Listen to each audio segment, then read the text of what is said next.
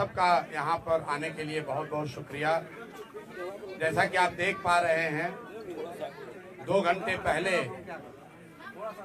जिस प्रशांत किशोर को बिहार पुलिस पकड़कर बेउर जेल ले गई थी, कोर्ट ने, माननीय न्यायालय ने हम लोग के अनुरोध को स्वीकार करते हुए अनकंडीशनल बेल,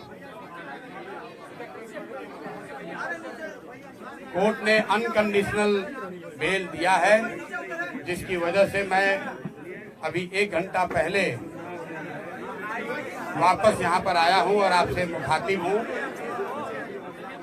मैं अपनी बातों में हमेशा कहता हूँ कि जन बल के आगे कोई बल नहीं है, जन बल के आगे कोई बल नहीं है, और ये जनता की आवाज है, उनका विश्वास है, और उनके लिए हम लोग का किया गया सत्याग्रह का प्रभाव है कि एक तरह से ये आश्चर्यजनक बात है कि जिस प्रशांत किशोर को पुलिस ने डिटेन किया, पुलिस के अनुसार कोर्ट ने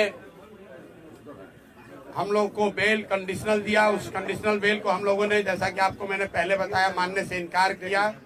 मैंने जेल जाना स्वीकार किया था। जनता के सामने, आप सबके सामने हम बेउर जेल, पुलिस मुझे बेउर जेल ले गई, लेकिन वहां बेउर जेल में मुझे नहीं रखा क्योंकि उनके पास पेपर ही नहीं था।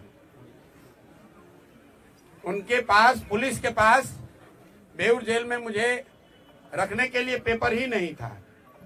उस पेपर के इंतजार में वो बैठे रहे, तब तक कोर्ट का जो फाइनल निर्णय आया, क्योंकि मैटर को फिर से री आर्ग्यू किया गया है और हमारे साथ बैठे हुए हैं वो वकील जो उस मैटर को री आर्ग्यू कर रहे थे।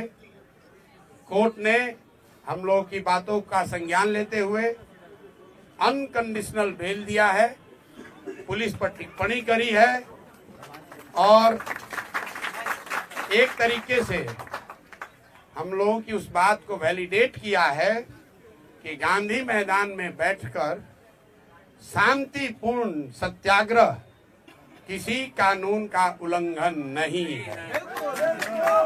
और मैं कोई लंबी चौड़ी बात नहीं कहना चाहता हूं। आज पूरे दिन के घटनाक्रम में, बहुत सारे अनुभवों में मैंने ये देखा कि सैकड़ों ऐसे पुलिस वाले हैं जो पहले से जनसुराजी हैं। जितनी जगह मैं गया, जब मैं एम्स गया, वहां पर भी डॉक्टर कह रहा है, सर हम तो आप 3 साल पहले से जनसुराज से जुड़े हुए हैं।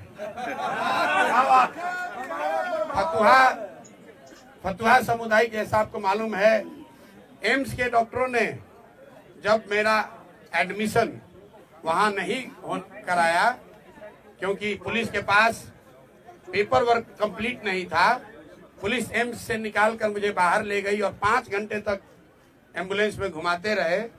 कोई समुदाय, कोई हेल्थ केंद्र इनको तैयार नहीं हुआ जो इनके नाम पर फर्जी फिटनेस सर्टिफिकेट जारी करे।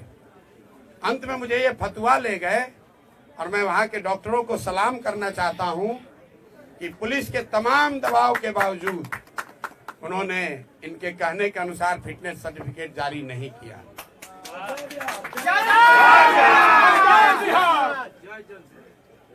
पुलिस वालों में भी, जब मुझे फतवा सामुदायिक केंद्र से पुलिस वाले लेकर पटना आ रहे थे, तो कम से कम 3 या 4 पुलिस कर्मियों ने मुझे बताया कि सर जो आप लड़ाई लड़ रहे हैं, हम लोग भी बीपीएससी का एग्जाम अभ्यर्थी हैं। एक ने तो बताया सर 2009 में मेरी बहाली भी हुई थी, हम लोगों ने बड़ा संघर्ष किया था, तो जो आप काम कर रहे हैं ये बच्चों के भले के लिए कर रहे हैं। हम अपने नौकरी से बंधे हुए हैं लेकिन आपका पूरी तरीके से समर्थन करते हैं। कोर्ट में जितने लोग मिले हैं, ज्यादातर लोगों ने ये कहा कि हम आपकी बात का समर्थन करते हैं, आपके साथ खड़े हैं और बिल्कुल आपको झुकने डरने की जरूरत नहीं है। तो मैं बिहार के हर उस आदमी का धन्यवाद करना चाहता हूं जिसने इस आज की लड़ाई में जनसुराज की विचारधारा पर, हम लोगों के ईमानदारी, सत्यता और सत्याग्रह पर विश्वास रखा, हम लोग की मदद की। मैं सबका तहे दिल से शुक्रिया अदा कर रहा हूं और साथ में एक अंतिम बात कह के खत्म करूंगा। मेरा अनशन जारी था, जारी है और आगे जारी रहेगा। आज पुलिस के तमाम प्रयासों के बाद भी मैंने पूरा दिन सिर्फ पानी पर ही बिताया है और मैं ये अनशन वापस नहीं ले रहा हूं। आज रात में युवा संघर्ष समिति की आज ही रात में बैठक होगी और अनशन के जगह और इसके स्वरूप की घोषणा कल मैं आपको करूंगा। मेरी बात अब खत्म हुई। मेरे साथ वकील साहब बैठे हैं। कोर्ट में क्या हुआ और क्या निर्णय आया उस पर अगर कुछ प्रकाश ये डालना चाहते हैं, इनसे अगर आप कुछ सवाल पूछना चाहते हैं तो पूछ सकते हैं। एक बात मैं फिर कहूंगा जो मैंने पीछे कभी प्रेस कॉन्फ्रेंस में कहा है कि सरकारी अधिकारियों में कुछ लोगों में हीरो बनने की आदत हो गई है। पेपर नहीं है, जबरदस्ती पकड़ कर ले गए। गुनाह हमने नहीं किया है, हम पर कोई चार्ज नहीं है, हम पर अपना वर्दी का रोब दिखा रहे हैं। तो आज कोर्ट ने ये दिखाया कि रूल ऑफ लॉ लागू है, ये बनाना रिपब्लिक नहीं है। बिहार सरकार के अधिकारी मनमानी नहीं कर सकते हैं, ना प्रशांत किशोर के साथ और ना जिनके साथ प्रशांत किशोर खड़े हैं। अगर आप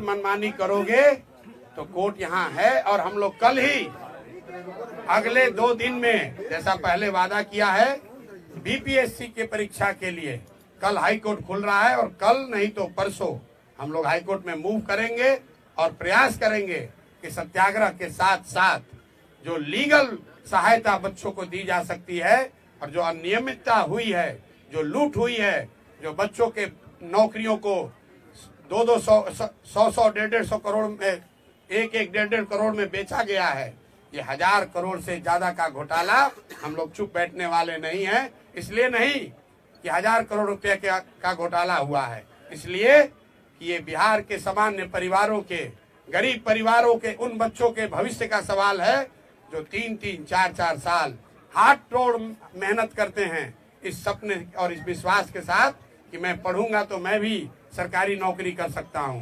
और ये शिक्षा माफिया, भ्रष्ट बीपीएससी, नीतीश भाजपा की घटिया सरकार, ये लोग उन बच्चों के सपनों पर पानी फेरकर 30 लाख 50 लाख 1 करोड़ में नौकरियों का सौदा कर रहे हैं। तो इस पर अब हम लोग चुप रहने वाले नहीं हैं।